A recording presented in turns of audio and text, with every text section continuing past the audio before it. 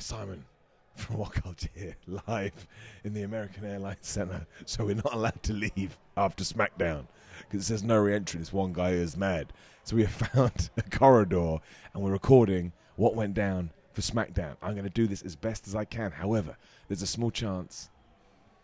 Oh no, there's the movement. Somebody sees us and come and gets us. So we're going to lie, right? You've got to be in with a lie with us. Anyway, SmackDown, WrestleMania, SmackDown, whatever we're calling it, is in the books. And it was kind of a weird episode of SmackDown because you could feel it. I know Phil felt the same. I felt the same. A lot of the crowd we talked to felt the same.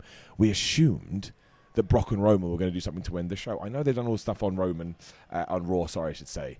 And I know they had a really cool video package tonight that was set to Metallica's All Nightmare Long, so I was sat there singing, annoying everybody. But we didn't. I don't even mind that we ended with the Happy Corbin, Madcap Moss, Drew McIntyre stuff, which I'll talk about in 1 second. I actually think that build's been okay. Maybe not WrestleMania-worthy build, but you could say that for a lot of the matches on the card. But you just tell everyone thought we're going to get through this, and then even if it's a small for 3 minutes, it was a little bit disappointing, is what I'm going to say. And as a cheap plug, make sure you tune in for Ups and Downs for SmackDown, where I get into that a little bit more. But yeah, so our closing angle was an episode of Happy Talk. Madcap Moss had won the Andre the Giant Battle Royal in the very first thing we saw after knocking out Finn Balor, which I actually did like, because it certainly feels like post-WrestleMania, we're going to feud Corbin with Madcap Moss. We'll turn Madcap Moss face, and I think that's a really good idea. He has something. We change his silly outfit, and we stop him telling the jokes. We make him a little bit more serious. I think people already like him, or at least I know that I already do. So we did the Happy Talk segment, and I think all you need to know, obviously, they've stolen Drew McIntyre's sword, who's called Angela, named after Drew McIntyre's mother. And I may get this wrong, but the idea overall was Happy Corbin told a joke where I said, do you know what the similarities are between Drew McIntyre's mum and his sword? He lost them both. Now, I don't think I told that right, but the point was to talk about Drew McIntyre's mother that died. Now, I can only imagine that Drew said this was fine. Drew probably came up with it. Do I mean this? I don't know, but it worked in terms of a reaction. And when Drew came out, went absolutely nuts. He took back the sword. He stuck it into the ring. There was a load of fireworks. Happy Corbin looked like he was going to fall down. Madcap Moss did fall down when Drew McIntyre whacked him one. It accomplished something. Now, would I have ended SmackDown before WrestleMania that way? Oh, gosh. No, no, I would not. I really do think you needed a Brock Roman thing there, which ties into all the video package we did see. There was a Ronda Rousey and Charlotte Flair one. Obviously, Brock Roman. I think there was another one, Kevin Owens and Steve Austin. All of them were excellent. And I would go as far to say that the Charlotte Ronda one did a better job of building that match and making it feel like a big deal than the stuff they've done in the ring. But here's another faux pas. Ronda Rousey wasn't on the show, which may have actually been for the best, because when she came on screen, everyone booed. And Phil and I were like, no, we don't need this again.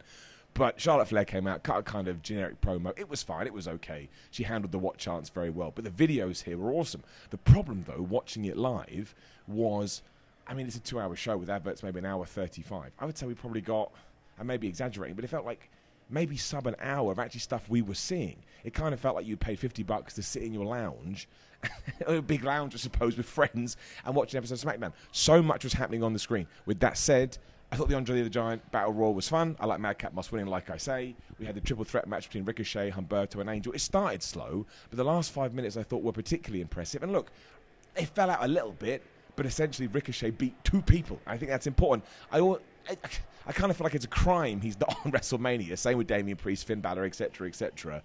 But at least he won here. And given that, at least for a short time, we're only going to... Rob Van Dam chance.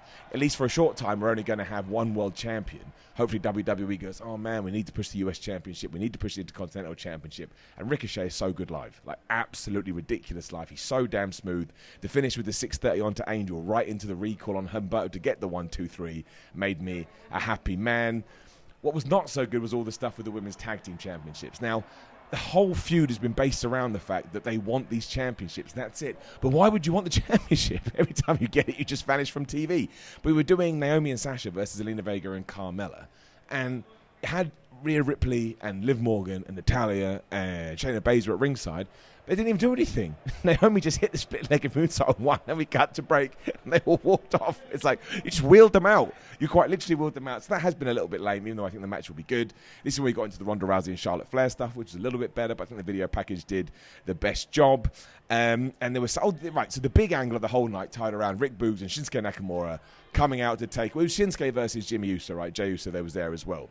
But this is when Austin Theory attacked Pat McAfee during him dancing on the table. He took a crazy bump. They ran back to Vince McMahon's office. But this time, Pat McAfee kicked out the door. Vince came out and said, "Oh, man, pal, you can't do that. Oh, I'll fire you." And essentially, this single match, let me restart this. I've forgotten a major bit. Basically, Austin Theory then came out again, but Finn Balor attacked him, which I thought was smart because he too has fallen out with Austin Theory. WWE then pulled their greatest trick, I suppose, and turned it into a six-man tag, meaning it was the Usos and Austin Theory versus Finn Balor, Shinsuke Nakamura, and Rick Boogs. Rick Boogs was brilliant during this, just doing every single move 1,000 times before dropping on them ahead. And it ended with the Usos screwing over Finn Balor. They knocked him off the rope, which allowed Austin Theory to hit the ATL. Then Pat McAfee was going to get in the ring, but Michael Cole calmed him down. I tell you, the Pat McAfee-Austin Theory thing has been absolutely tremendous. I want to see the match. Everybody was chanting Pat McAfee, Austin Theory sucks. Everyone's chanting, "Get him, Pat, we want Pat." They've done it. I think Pat McAfee should win. And while I don't want him to leave the commentary desk, I absolutely think we should extend this out. And maybe he does another match at WrestleMania Backlash. Then we hold it off to SummerSlam, Survivor Series. Give him stuff throughout the year because he is so over with the fans. And every single thing he does, I think, is great. And that went on for a long time. And maybe there are a few too many down periods, given again, we're bidding to WrestleMania. But I thought it was fun. I thought it was entertaining. I don't know what they would have done without Finn Balor, who is such an experienced, a good professional wrestler, that as soon as he clicked his fingers and go, go, go, he was absolutely smashing it. As I've already said, I'll say it again because I think it's important. Massive shame that he's not on WrestleMania, but we have a few days to go. Who knows? Sometimes, well, if a match does appear up from nowhere, it's going to be on the pre-show. So that is essentially the ifs and buts and maybes of SmackDown before WrestleMania. I think Raw did a much better job, which I'm kind of fascinated by because obviously Raw is 5-6 days before this year's Mania, whereas SmackDown, surely one of the benefits of having it on a Friday night is that you can tie into the, well, in this instance, that 24-hour boom, here we go for night one, and then here we go for night two. And they didn't really do the best job, I would say, of going over all the matches. Like, you had the graphics and we've had some video packages like we've already talked about, but I think there's probably a few more beats that they could have hit. And they didn't do it. It felt like a very by-the-numbers show that relied on produced content. And you have to imagine, the people I would shout out are Rick Boogs, Finn Balor, and Pat McAfee. Without those three here, and Drew too. I think Drew and Happy Corbin and Madcap Moss did a good job. A little bit weird, a little bit funny. I'm still pumped for WrestleMania. I still think it's going to be a damn good show.